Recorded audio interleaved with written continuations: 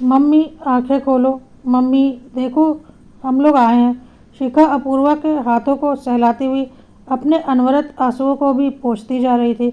अपूर्वा का चेकअप करने के बाद डॉक्टर ने शिखा की पीठ थपथपाकर कहा, तुम्हारी मम्मी बिल्कुल ठीक है, ऑपरेशन सफल रहा, शाम तक उन्हें होश भी आ जाएगा।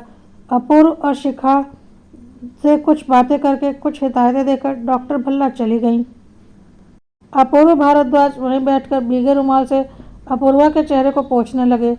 आखिर उनसे कब, कहाँ व कौन सी गलती हुई कि अपूर्वा, उनकी पत्नी, उनके 2 बच्चों की माँ आज इस हाल तक पहुँच गई। पिछले दिसंबर में अपूर्वा शायद अपनी बीमारी के बारे में ही बताने अचानक दिल्ली आई थी, पर उसने ऐसा क्या महसूस किया, किसकी बातें उसे इतना दर्द दे गईं कि वह अपनी बीमारी का दर्द खुद में ही समेट कर लौट गई।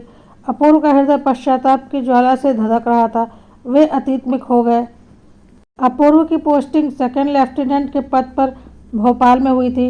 वहीं शादी हुए, बच्चे हुए, शिखर व शिखा। फिर जैसा कि होता है, पैसे की खींचातानी होने लगी।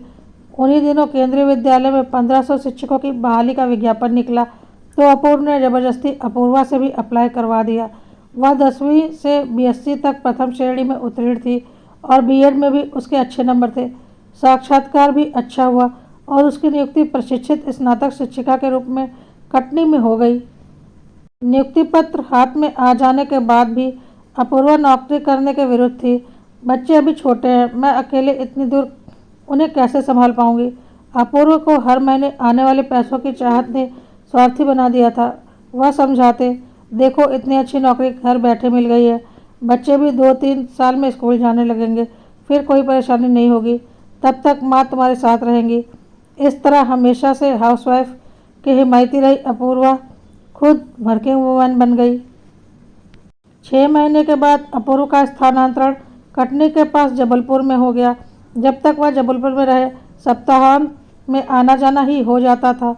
2-3 साल बाद बच्चे स्कूल जाने लगे, सास बीमार रहने लगी तो वह गांव बड़े बेटे के पास चली गई। जब शिखर 7वीं और शिखा 5वीं में थी, अपूर्वा की नियुक्ति एक पिछड़े इलाके में हो गई और अपूर्व की दिल्ली में। वे बच्चों की बेहतर पढ़ाई के लिए दोनों बच्चों को अपने पास रखने की बात कहने लगे। अपूर्वा ने नौकरी से त्यागपत्र देने का मन बना लिया, लेकिन अपूर्व की दलीलों ने उसे पुनः परास्त कर दिया। अब जब बच्चों की पढ़ाई में बहुत खर्च आएगा, फिर तुम्हारे भी तो प्रमोशन होने वाले हैं, पैसे बढ़ेंगे। मन मारकर अपूर्वा को बच्चों का बिछोह सहन करना पड़ा। बच्चों को शुरू में दिक्कतें आईं, लेकिन धीरे धीरे महानगर के चकाचौंध ने उन्हें भी अपने आगोश में ले लिया। दूरियां बढ़ने से आने जाने का अंतराल भी बढ़ गया। समय बीतता जा रहा था। शिखर का इंजीनियरिंग में फाइनल ईयर था और शिखा का बीकॉम में दूसरा साल। इसी बीच अपूर्वा उप प्राचार्य बनी। फिर उसी विद्यालय में प्राचार्य का पद मिला, जहाँ उसे सुखद लगा। सब कुछ अच्छा ही हो रहा था, लेकिन वह भीतर ही भीतर खोखली होती जा रही थी। प्राचार्य बनने पर उसने काफ़ी हुलस कर घर पर फ़ोन लगाया। अपूर्वा घर पर नहीं थे। फ़ोन शिखा ने उठाया। हेलो शिखा, मैं प्रिंसिपल बन गई। ओ मम्मी, कॉन्ग्रेचुलेशंस। मम्मी अभी मैं थोड़ा बिजी हूँ, आपको बाद में फ़ोन करती हूँ। Okay bye, take care. Apoorva का सारा उत्साह ही खत्म हो गया। शाम को बधाई देने आई अपनी सबसे प्रिय सहेली व सहकर्मी रीता को यह बात बताते हुए वह रो पड़ी। क्या बच्चे बड़े होने लगते हैं तो इतने आत्म केंद्रित हो जाते हैं कि उन्हें किसी के सुख दुख से कोई मतलब ही नहीं रह जाता। मेरी खुशी में एक क्षण के लिए भी तो वह शामिल नहीं हो सकी। रीता ने उसे समझाया, बच्चों से ज़्यादा उम्मीदें मत रखो, देखना यह खबर सुनते ही जीजाजी दौड़े आएंगे। लेकिन ऐसा कुछ नहीं हुआ। काम का बोझ बढ़ गया था। कुछ जानबूझकर भी वह अपने को काम में डुबोई रहती। उसकी तबीयत भी आजकल ठीक नहीं चल रही थी। माहवारी में ब्लीडिंग बहुत ज़्यादा हो रही थी। भूख लगती ही नहीं थी, हमेशा पेट फूला फूला लगता। अपूर्वा इसे मेनोपाज के लक्षण मानकर टालती जा रही थी। एक दिन जब ज़्यादा परेशानी हुई तो रीता ही उसे अस्पताल ले गई। डॉक्टर भल्ला की अनुभवी आंखों को कुछ अंदेशा हुआ। उन्होंने कुछ दवाइयाँ दी और सोनोग्राफी करवाने को कहा। सोनोग्राफी की रिपोर्ट लेकर अपूर्वा अकेले ही गई थी। रिपोर्ट देखकर डॉक्टर भल्ला का चेहरा कुछ सफ़ेद पड़ गया। कुछ देर खामोश रहने के बाद बोली, देखिए मिसेस भारद्वाज, आपको बच्चेदानी का कैंसर है। यह अब लाइलाज बीमारी नहीं रही, बशर्ते इलाज समय पर और सही ढंग से हो।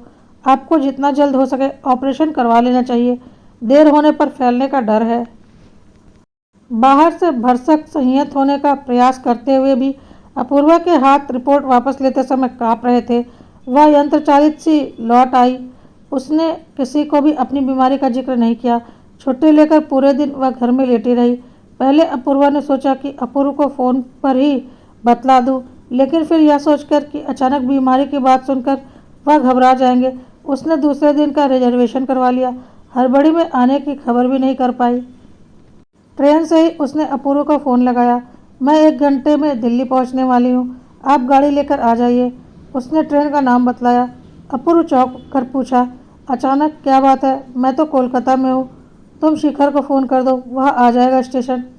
शिखर भी चौंक गया। आप यहाँ दिल्ली आ रही हैं? क्यों?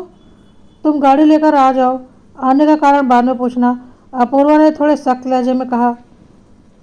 ओह नो, परसों से तो मेरे पेपर हैं, मैं कैसे आ पाऊँगा? आज ड्राइवर भी नहीं आया, आप प्लीज़ टैक्सी में आ जाइए। उसे बहुत गुस्सा आया। उसका मन हुआ कि वह रास्ते से ही लौट जाए, लेकिन अपूर्व को बीमारी के बारे में बतलाना जरूरी था। बेमन से ही वह घर पहुंची। शिखा व शिखर दोनों आए। पाँव छूकर थोड़ी बहुत औपचारिक बातें कर अपने अपने कमरों में चले गए। वह चुपचाप बैठी रह गई। उसे महसूस हो रहा था कि वह अपने बच्चों को समझाने या डांटने का अधिकार भी खो चुकी है। दोनों बच्चों का व्यवहार उसे बहुत ही आहत कर गया था। अपूर्व रात में लौटे। वह काफ़ी थके हुए थे, लेकिन उनके चेहरे पर उसे देखकर खुशी जरूर आई। खाने पीने के बाद सोने के समय अपूर्वा ने बात की शुरुआत की। इधर मेरी तबीयत कुछ ठीक नहीं चल रही। क्यों, क्या हुआ? वह सोने के लिए करवट बदलते हुए बोले। ब्लीडिंग बहुत ज़्यादा हो रही थी, डॉक्टर ने सोनोग्राफी करवाई। कहती हैं यूट्रस निकलवाने को कहा होगा। निकलवा दो, अब उसका क्या काम है? अपूर्वा संज्ञान शून्य सी हो गई। अपूर्व की बातें सुनकर जिस अंग ने उसके दो बच्चों को 9 महीने अपने अंदर सहेज कर रखा, उस अंग को बिना कारण जाने निकलवा देने की बात कहकर अपूर्व खर्राटे लेने लगे थे। अपूर्वा की नींद उड़ गई। अब तो उसकी भी ज़रूरत इस घर में नहीं। उसकी बीमारी के बारे में भी जानकर हो सकता है अपूर्व कहे, मरने दो, उसकी अब क्या ज़रूरत है। अपूर्वा 2 दिन बाद बिना किसी को बताए वापस लौट आई। अपने प्रति अब वह और लापरवाह हो गई। उसकी तबीयत खराब होती जा रही थी। एक दिन ऑफिस में ही बेहोश हो जाने पर उसे अस्पताल में भर्ती कराया गया। तब सबको उसकी बीमारी का पता चला। डॉक्टर भल्ला बहुत ही गुस्सा हो रही थी। 1 साल पहले ही मैंने इन्हें ऑपरेशन के लिए कहा था। इनकी लापरवाही से बीमारी फैल गई। ऑपरेशन तुरंत करना होगा।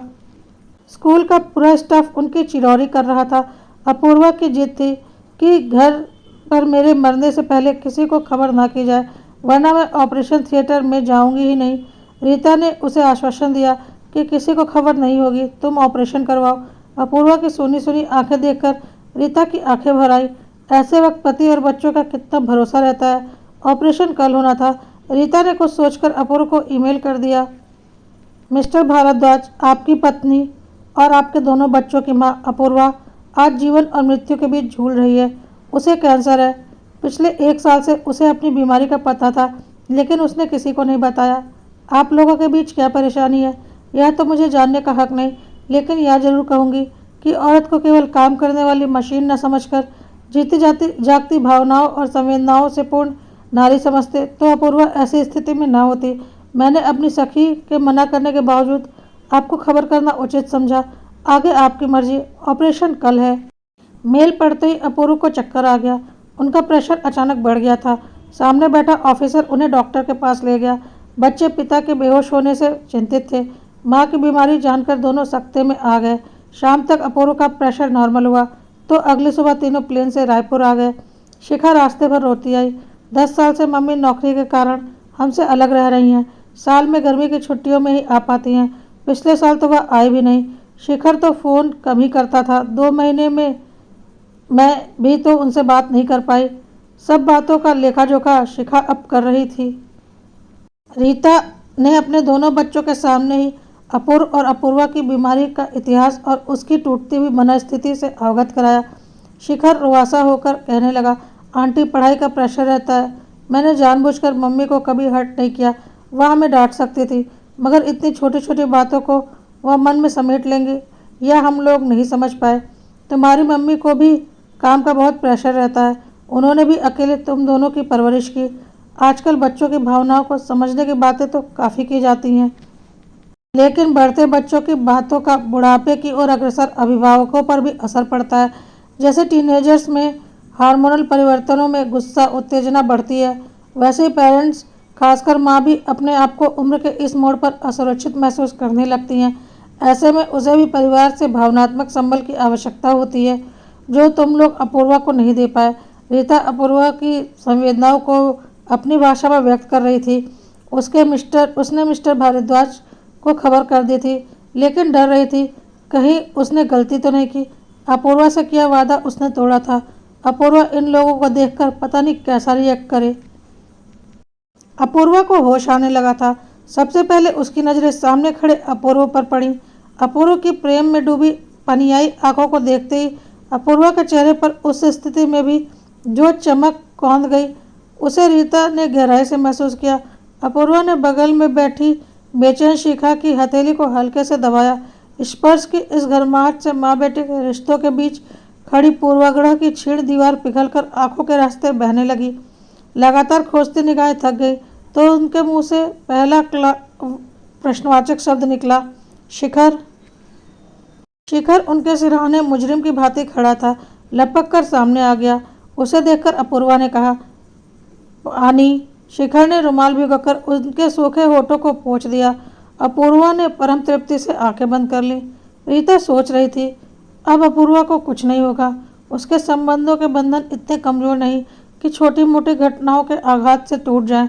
अपने परिवार का प्यार पाकर अब वह पूर्ण स्वस्थ होकर खुशहाल जीवन जिएगी, यह मेरा विश्वास है। मैंने मिस्टर भारद्वाज को खबर करके जो गलती की थी वो सही थी।